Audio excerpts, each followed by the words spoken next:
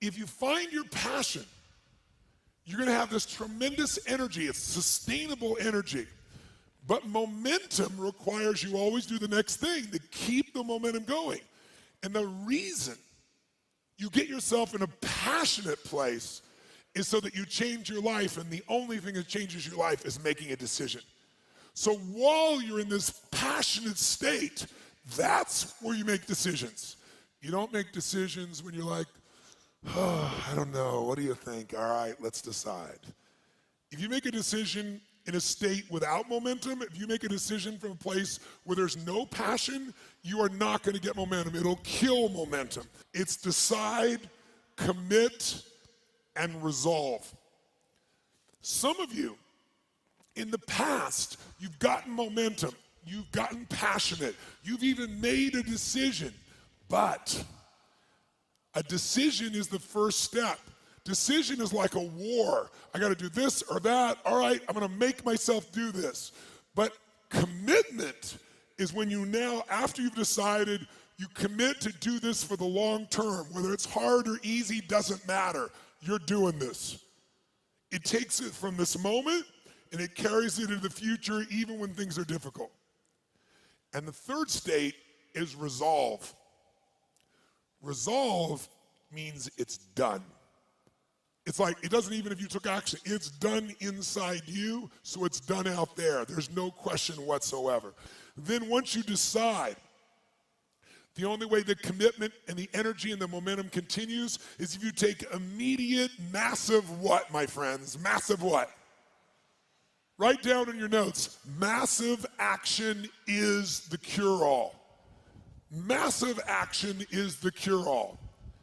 If you're having a difficult time with something, your relationship isn't where you want it to be, your finances are not where you want to be, your body's not where you want to be, your business is not where you want to be, you need to take massive action. And if that doesn't work, try something else. If that doesn't work, try something else. Keep going with massive action and you will find the way because it will give you momentum. If you want to grow a business, I can teach you a million strategies that will change you overnight. And if I get you to use a strategy and grow your business 30% like that, you are gonna get so excited that your story about your business will change, won't it?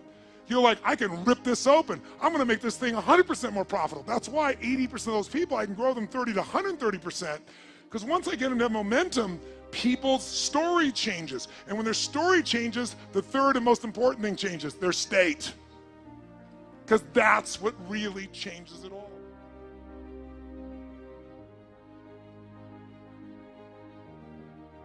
The ultimate question I'm always asking is, how do I help people to break through? The question is, what are you breaking through to? In essence, all of us at some level to feel alive have to always feel like we're growing.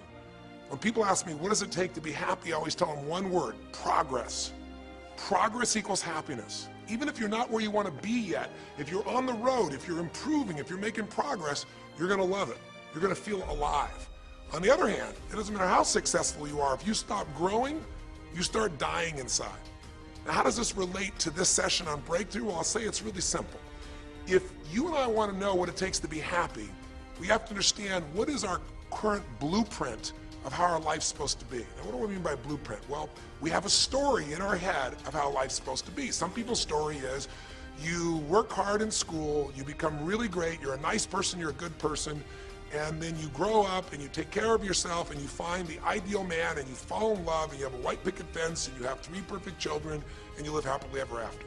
Somebody else's story, the old story was you work really hard in school, you excel in college, you go to work for a big corporation, and you move up through the ranks until you're the president or chairman of the company and you become successful and respected throughout life. These are some old stories. Obviously, the stories that we hear today of what people's lives are supposed to be like are completely diverse. We no longer have these little archetypes, but one archetype still seems to remain. And that archetype is, in order for you to really feel like you're enough, many people believe they have to achieve an enormous amount. They may do it in different ways today. They may do it by building a company and taking it public when they're 27 or 25 years old, or they find and create a new technology, or they become a very special doctor. But we live in a culture in the West that teaches people that you're not enough unless you do something really special and unique, and we define special and unique in interesting ways. A school teacher is not special and unique. A mother who stays home with her children day and night, sculpting their minds, their bodies, their souls, and their future is not special. We live in a world today where we treat teachers like they're nobody and pay them accordingly, and we wonder why our children seem to have challenges in learning and growing or being engaged in school. When we spend thousands of dollars on some item like a computer, but what we look at overall, we invest in for the teacher and for that person who's the personal connection with them is so small. We live in a society where many women look down and say, well, you're just a housewife, you're just a mother. See, some of the pain we have in our society is not because there's one right or one wrong approach, but because we try to make everybody fit into some particular approach to life. Here's what's going to make you happy or make you unhappy in life. It's real simple. Let's do a quick test. If you're in a situation right now where you look at your life, I know there's an area of your life that you probably feel pretty darn good about. Even if you're not happy with your finances, I bet you feel damn good close to your kids. Or if you're not close to your kids, maybe you don't have any kids, maybe you feel really good about your career. If you're doing not so good in your career, maybe you got a really great body that you've trimmed down or strengthened up, or you really shaped yourself the way you want, muscularly, or in the way you look. Or if that's not happening, maybe you feel a really special connection with God, or really close to your mother or father or your family, whatever. Almost everybody has an area of their life they feel really good about if they're honest and if they're fair to themselves. What's an area of your life you really feel happy about? And I want you to think about it for a moment, truthfully. What's an area in your life today that if you wanted to be happy about it, you really could feel proud about it? You could feel like it's an area you're doing darn well in. And if you're really hard on yourself, there's still an area. What's an area? I want you to think of it right now. And I want you to think of that area, whether it's your body or your finances or your career or your intimate relationship or your relationship with your kids or your relationship with your creator, whatever it is. I want you to think about, why are you happy with that area of your life right now today? Why are you happy with that area of your life right now today? Really think about it. If you were in a seminar with me, I'd have you write this down. And if you can put me on hold here for a second, because I'd like to reveal to you what the formula is for happiness. And if I say there's a formula for happiness and here's what it is, you're going to go, yeah, sure, that's what he says. But if you put down the answer and we can see the formula is real without me telling you what it is, you get to look at your own life and say it matches. You're going to know this is right. So you could stop this right now if you want, put me on hold, and just write down what's an area of your life you're really, really happy about, you're really pleased with, or you could be if you wanted to focus on it. And why are you happy with that part of your life right now? Even if you're not happy with everything, what's the area you're happy with and why? Put me on hold right now, or if you're not going to do that, just think for a moment. Why? Specifically, be real. Why? Now, when I ask this, if you turn me back on now, if I ask this of an audience, I'll have people write this down for a few minutes, and I'll call on people, and I'll say, share with the person next to you first. What are you happy about, and why are you happy in that area? And be specific. And after they share, I'll have people stand up. I'll call on a variety of people, and I say, ma'am, tell me, what are you happy about? And she'll say, well, honestly, I'm really happy with my body. She goes, I never thought I'd say that, but I used to be so unhappy with it, and I did some things, I pushed myself through, and now I exercise regularly, and I'm not perfect, but I feel fit, I feel strong, I feel energetic, and that's really, I don't know, it just feels good to me. Now, I say to everybody, I'm now going to show you what the formula for happiness is, and it's real simple. I want to reveal it to you so you don't ever forget it. Whenever you're happy with an area of your life, it's because right now, your current life experience, I call it your LC, your life conditions, the conditions of your life conditions in that area match or are equal to your blueprint, your story, your belief about how life should be in that area. So this woman says to me, I'm really happy with my body because it's not perfect. Her blueprint is I don't need to be perfect, but it's so much better than it was. I'm fit and I'm strong and I have this energy. Her mental blueprint says I should be fit, strong, and have energy. I don't need to be perfect, but I should be that way. Well, when my life, my body matches how I think it should be, I feel good about my life. I'll ask somebody else. I'll say, tell me an area you're happy with. Someone else will say, well, I'm really happy with my career. And why? Well, I'm doing better than I even thought I would be. I mean, I'm ahead of the schedule of where I hoped I'd be at this stage. I'm working at this level in this company, and I have these skills and this ability, and it's even better than I thought. Well, once again, listen, this person's happy with this area of their life because their current life conditions in the area called their career are even better than they expected they would be, better than their blueprint, better than their belief of how it should be. If it's really better, you tend to be over the moon. One woman would say, you know, I gotta tell you, I said, I'm the happiest I've ever been in my whole life. How come? She goes, because I have this man in my life and I'm in love with him and he loves me and I can be myself with him. And we have this incredible intimacy and this passion and we want to be with each other all the time and I never get bored with him. Well, what's her blueprint? You want to be with somebody that you can have total intimacy with, somebody who you love and loves you. Those are part of her rules, her beliefs of how it should be. She said, you know, it needs to be, I never want to be with anybody else. I want to be with them every moment. Her blueprint about how life should be and the way she lives, her relationship's even better than she hoped. When it's better than you hope, you're going to be totally excited. So think about this then. What's an area you're not happy with? Let's see if we can find the formula for unhappiness. If the formula for happiness is to be able to meet your expectations or exceed them, that really makes you excited, but to be happy, you gotta at least meet it. It doesn't have to be perfect, but if you generally are meeting what you expect you want from your life in that area, you feel good. Life conditions match blueprint, feel good. So what makes you feel bad? What creates pain, stress, frustration? Real easy way to figure it out. Answer this question. What's an area of your life you're not happy with? I mean, be honest with yourself. And even if your life is great in all kinds of ways, I'm sure there's an area you'd like to improve. Anybody who's honest, if they're doing great in their career, very often they don't take care of their body so much. If they're really focused on their body, you know, very often they find themselves in a position where they're not spending enough time with their kids. Or if they're spending time with their kids, their intimate relationship's not doing so well. Because it's the nature of human beings to focus on areas they feel comfortable with and strong in and give those time. And the areas they don't feel so strong and they go, I don't have time for it. What they're really saying is, I don't feel very competent in that area. So what's an area of your life that you are not as happy with? I mean, it's healthy, honestly, to look at areas and say, I don't like it, I want more. This whole concept of a breakthrough is about how do I close the gap between where I am right now and where I want to be. That's what we're here to do. It's like, here's where I want to be, here's where I am. It's healthy to see there's a gap. That makes me have this hunger, this drive to grow, to feel alive, to expand as a human being. So is it your body? Is it your finances? Is it your career? Is it your spiritual life or lack thereof in terms of feeling connected in that area? Is it your kids? Right? What's the area? What's the area that's not where you want it to be? And then answer for a moment, why aren't you happy with that area of your life right now? Why specifically today are you not happy with that area of your life at this stage of your time of your life? Again, you can stop this and write it down. Might be useful for you. Or if you're going to keep it running, stop it and you'll turn it right back on and I'll kick into it. Do that now. Or if you kept it running, then I'll give you what happens. I have people write this down and they don't like this exercise so much. Well, I don't like my body, or I don't like my finances, I don't like my career, or I don't like the person I'm in a relationship with, I don't like myself the way I'm in relationships. Why? And they write it all down. Have people share back and forth. I call on people, and the lesson's pretty clear. I tell people in advance, here's the formula for unhappiness. I'll show you before you do anything else. When your life conditions, the way you're living your life today, does not match, it doesn't equal your blueprint, your story of how it's supposed to be, then you're going to have disappointment, frustration, or pain. If your life is way different than the way you think it's supposed to be, you can have enormous pain. If it's a little different, you might feel stressed. Make sense? So people stand up and they say, tell me, what's the area you're not happy with? The person says, well, I'm really not happy with my finances. And I go, why? And they say, because I'm doing worse now than I was 5 years ago.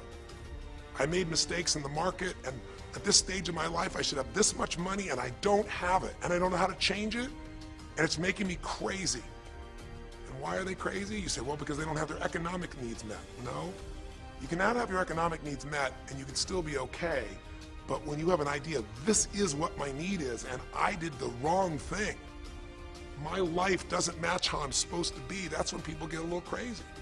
See, think about it. If you grew up taking care of folding your own clothes, making your own meals, going to the store, doing the grocery shopping, cleaning the bedroom, cleaning the house, vacuuming, taking out the trash, and you did that your whole life, then if you have to do that later on, you don't feel like you have economic pain because you don't have a maid. But if you grew up in an environment where everything was done for you, you never have to work, and now suddenly you have to work incredibly hard to just pay enough money to pay your bills, and all of a sudden food is building up, and the house is dirty, and your clothes aren't folded, and nothing matches, you might find yourself really angry and frustrated because you have a different story about how life's supposed to be than how it is. Someone else will say, well, I'll tell you why, because I'm in a situation now where, I'm 30 pounds heavier than I should be. Should be is the key word. There are people in all cultures who love being big. There are people that will walk around and someone else might think they're massively overweight, but they're going, I own this, honey, and they really, truly, they match their blueprint. Big is beautiful, because their idea is big is beautiful. I'm big, that's beautiful, matches my blueprint. Rock and roll, I'm happy as can be. Somebody else can look like a twig and be stressed out saying, I hate my body. Because their blueprint says I should be the skinniest thing on earth, and I'm not skinny enough. Am I making sense? When your life conditions don't match your blueprint, you're going to have pain. But here's when you suffer. When I ask people, who here has been through the dark night of the soul? Who's been here in a situation where you feel like life isn't worth living, or we feel like a pain that just will never go away? And a lot of people write down those experiences, like Joaquin. So you'll begin to understand what the issue is I'm talking about here. Joaquin, if you recall, was in a situation where this man felt like there was no reason to live. He couldn't work, he couldn't do anything, his life was worthless. Why did he think that? Because he had a blueprint. And his blueprint said, I need to be an NBA basketball player, at least a professional basketball player. I need to be able to make money and have this great lifestyle, because that's what makes me worthwhile as a human being. That's what makes my family respect me, my mother, my uncles, my aunts. I'm the successful one in the family, and I make the money. I support everybody. He's a good man. He didn't come just to be successful. He took care of his mother, his family. He tried to be an inspiration for people. Joaquin Hawkins is a man who was always going out on his free time and training kids and showing them the pathway to freedom, how they could play basketball and get free like he did and get out of the inner city. So this man was not a selfish man, but he knew this is the way to be worthwhile. This is the way to be able to give to people. This is the way to take care of your family. And all of a sudden, one night, what happened? That way was taken from him. He has a stroke. And in the middle of the night, his life conditions make it impossible to be who he has to be, or he feels like he's worthless. You get it? We have an identity. We have a story of how we're supposed to be. And if life somehow gets in the way of that story, we feel pain. But if we feel we have no control, that's when we go into suffering. See, it's one thing to say my life doesn't match my blueprint, I gotta lose weight. That might stress you out. Or my life doesn't match my blueprint, I'm not in a relationship, I gotta get in one. That might motivate you even. You might not like it, but you're gonna find a way to get in one. Or my career doesn't match how I should be, you could change it. But when you start believing that your life doesn't match your blueprint, and you have no control to change it, you're helpless, that's when people suffer. And so this week, for your breakthrough, it's a chance for you to start to take a look at your blueprint anywhere you're really having pain. Hey, look, if you're doing great in some area of your life, celebrate it, of course, and I'm sure there are many areas you are. But life is really a series of growth spurts. I mean, two things in life make you feel alive: growing and giving. And what's really wonderful about this man, Joaquin, is he was constantly growing, trying to get better, trying to be a better teammate, a better basketball player. Think about it. When he didn't make the teams and he didn't make the NBA, he didn't give up. He worked even harder. The guy was always striving to become something. And he became it, and he achieved it, and then life took it from him. Isn't that the common denominator with so many of the people in the stories of this 6-part series that you saw, these 6 specials? I mean, Frank and Kristen had a blueprint of what life was supposed to be about. We're supposed to get married and have children, and we're going to have our own business. And all of a sudden, life doesn't match the blueprint. And suddenly, there's depression.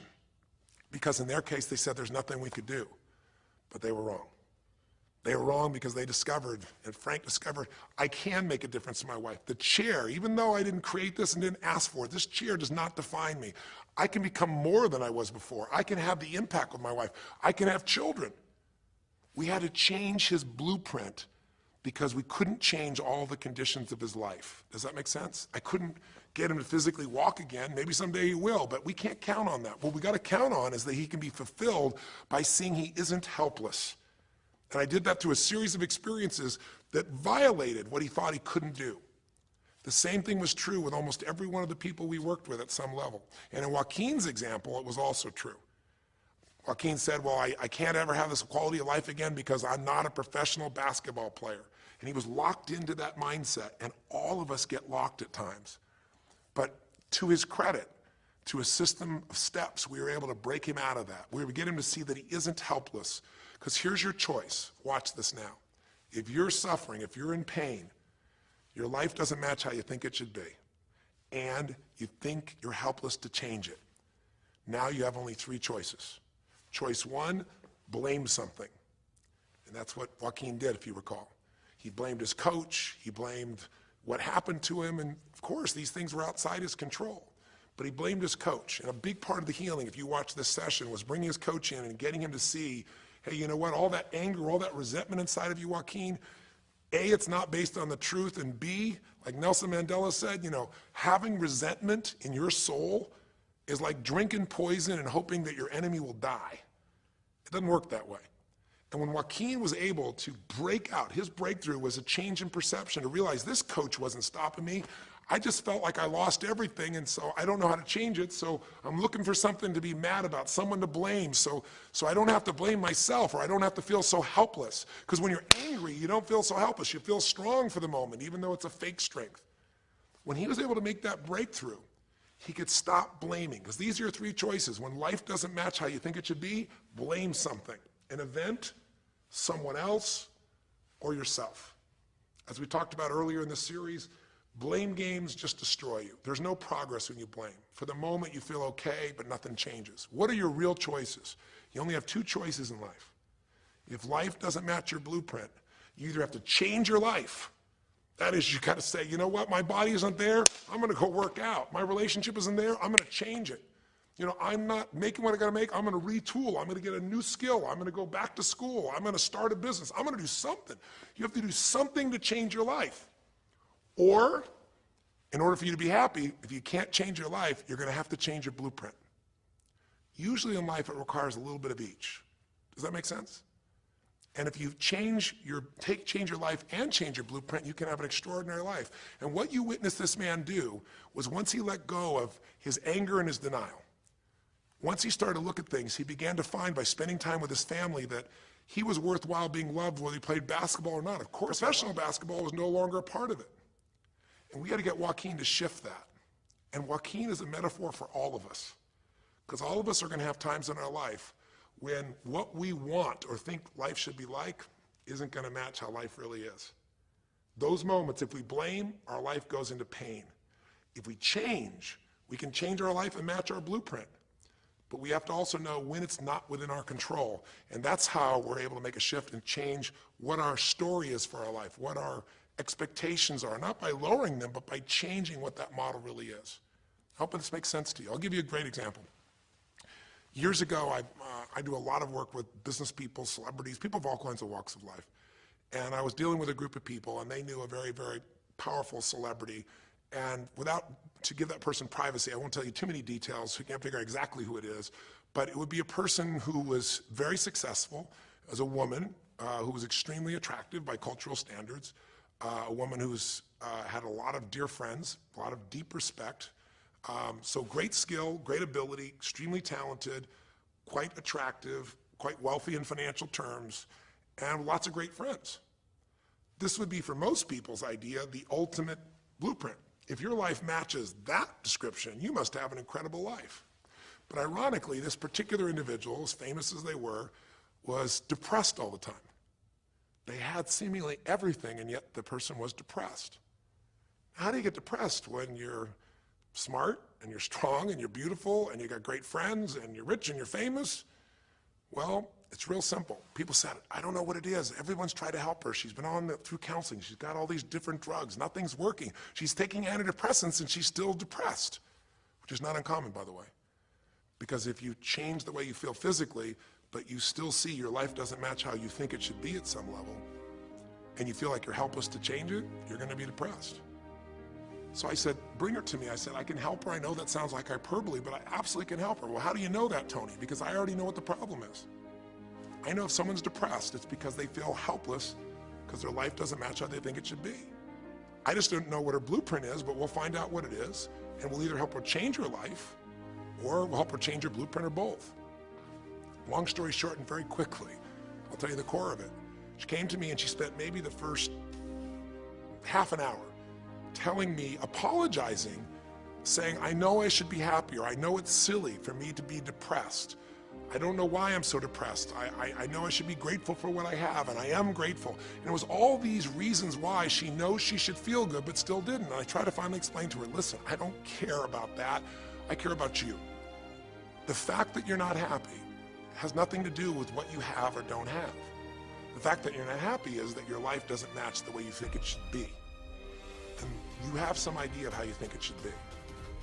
And worse, if you're this depressed after all this time, you feel like you can't do anything. You have no power to change it. You feel helpless. And she looked at me in a certain way, and I said, so what is that? What did you want your life to be like? She goes, well, it sounds stupid. I said, it's not gonna sound stupid to me. She said, well, I don't know. I just always, since I was a little girl, dreamed that I would be married, and I would have 3 basically perfect children, and they would love me totally, and I loved my husband, he loved me, and I said, okay, so how's that working for you so far? And she said, well, I think you know, she's a pretty famous person. She said, I'm divorced twice, I have no children, and I'm now X age. And to give you a clue, that age would be an age where having a child, your own natural child at least, barring a medical miracle, is not gonna happen. So I said to her, well, why don't you just adopt? She goes, no, that's not it.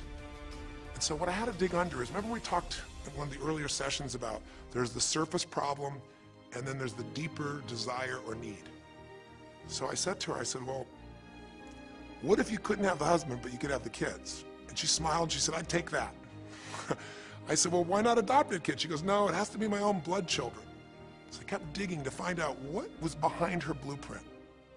Because your blueprint is just a projection of what you think you need to be happy.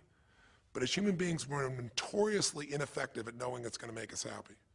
So much that we think we're going to make us happy, we get there and we go, is this all there is? So many things that we think are going to make us miserable and we can never deal with, we go through it and we can handle it. We're not good at projecting these things. All kinds of studies will show this. So I said to her, well, what are you hoping to get from these 3 children? Why do they have to be your blood children? And she finally said, well, if they're my blood children, I know they'll always love me. They'll never leave me. What was she looking for? Unconditional love. She had this big blueprint that said, White House, picket fence, 3 children, perfect husband, all these different things. But what was behind that was a need to feel like she could have love that would be certain and wouldn't go away. So I can help her meet that need. So I said to her, I said, well, maybe one reason you don't have a husband is because every time you look at one, you're trying to figure out if he's going to get you those 3 kids in time and how that's going to happen. And maybe he feels a little stressed when you're looking at him this way because he can feel what's going on behind your bed, even if he doesn't know what the words are. And she started to laugh. She goes, I guess I've probably been that way a good portion of my life. And she goes, people wonder, why I'm so uptight. I said, you're uptight because you felt like you're running out of time trying to meet some picture. But I said, all you really want is love. I said, don't you have a lot of love in your life? Tell me about your friends. And gradually, I got her to start seeing this love that she was trying to get was already here. It didn't match the picture. Maybe we could paint a new picture of what life could really be like and make sure that picture met her deepest needs. That's basically what we did with Joaquin. Joaquin wanted to be a professional basketball player because he loved basketball, yes, but also because he wanted to be that man who was a leader. He wanted to be the man who was the good man. He wanted to be the one who brought energy to people. He wanted to be the man people would look up to.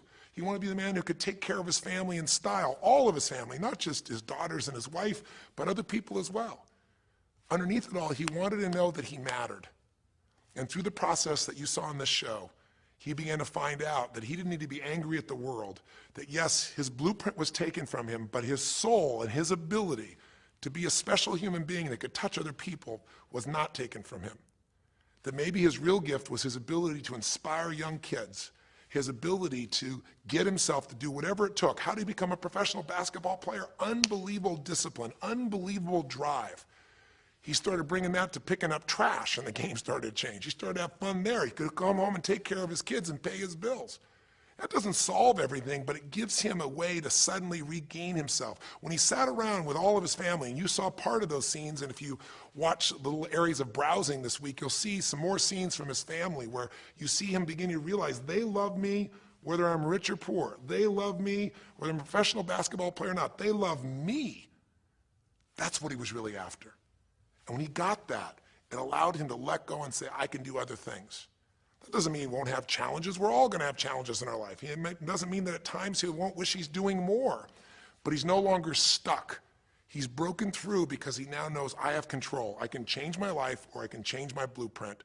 And when I do, I can fulfill it. I can start to feel that aliveness. Now here's the trap. What do you think happens once you fulfill your blueprint regularly? Once you figure out how to do what you always dreamed of.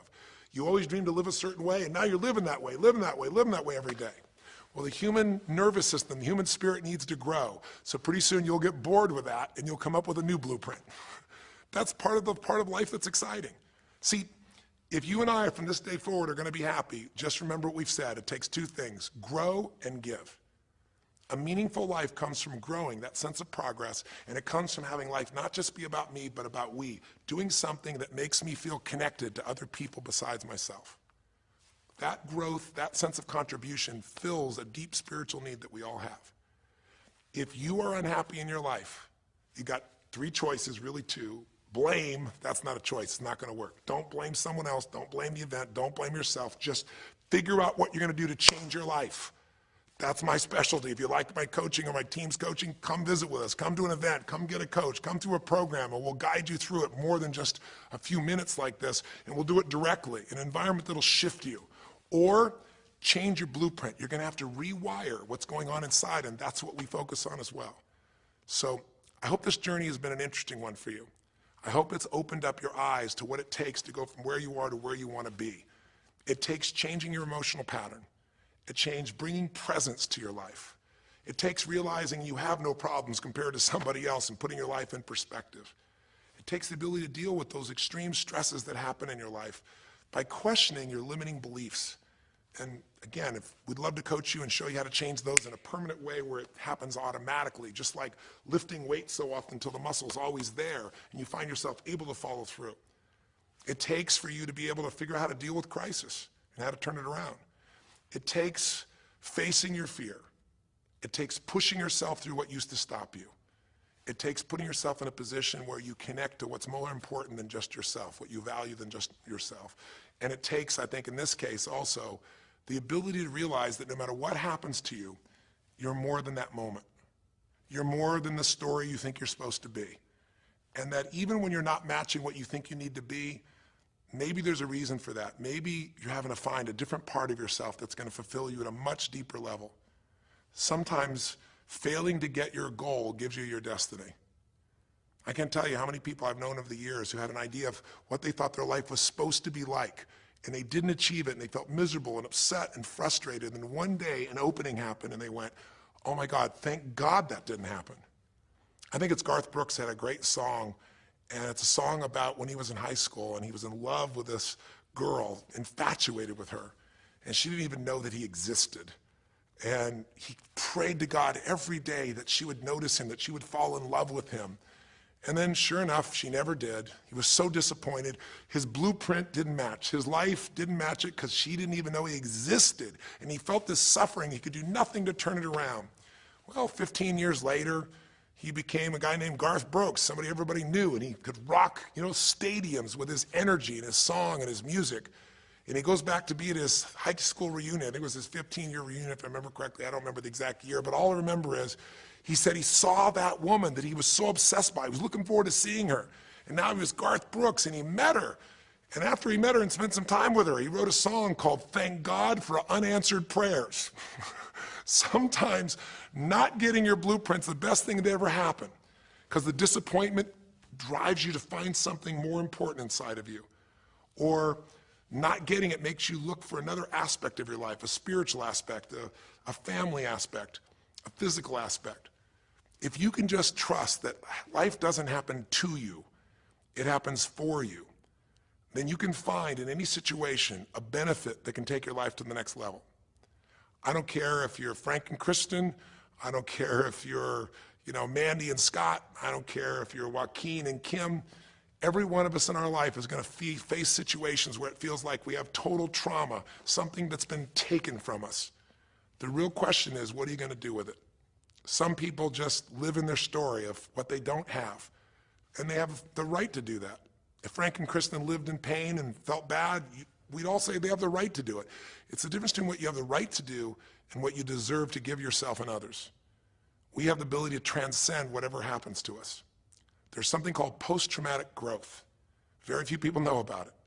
Two people go through the same stress, one's destroyed, the other grows. What's the difference? The people that grow will not give up. They don't have any excuses. They find the way to break through whatever it takes. And when they do, three things happen. Number one, they realize who they really are and what they're capable of. They realize they're so much stronger than they thought they were. And number two, they deepen all their relationships.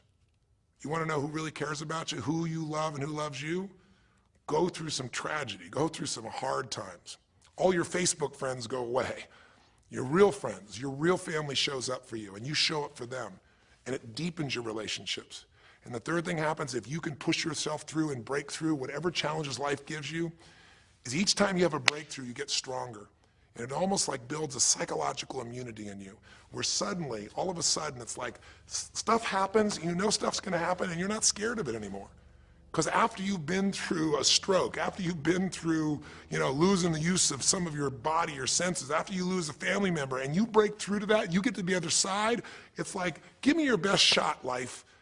It's almost like there's this psychological immunity that says, I'm ready for whatever life will give me. I don't want challenges, but if they're here, I know I can handle them.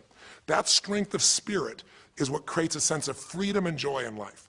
And that strength of spirit basically comes from living a life where you are constantly and never-ending flinging away to improve yourself and to help others. That's my mission, and if we can serve you again in the future, I hope you'll check us out. There's 3 ways you can continue to participate with us. You can come to an event. Come have an experience with us live at a weekend at our Unleash the Power Within or our Date with Destinies. I think you'll find it's very different than just sitting here talking to you quietly, sitting in front of your computer screen. It's a rock and roll environment. It's like going to the ballpark and having one person sitting there talking to you versus being in the ballpark or the rock and roll concert, with 50,000. There's an energy and a power that comes from it. Second is there's immersion. Here we talk for an hour, there's distractions and emails. There it's total focus, and we go for immersion where literally what we did here over 6 weeks, a few little conversations, all that happens over and over again, multiple times a day, and you get that shift. So come to an event or call up and get a coach. We have people that you can work with and have a free coaching session and make sure it's really valuable for you. But these are people that can check in with you to help make sure you break through, you make the changes you want to make in your career or your finances or your body or your emotions or whatever area matters to you. And finally, lastly, and probably most importantly, every day you got to feed your mind. Because every day most of us are turning on, some form of news. It shows up in our pocket, in our Blackberries or iPods or our iPhones, I should say.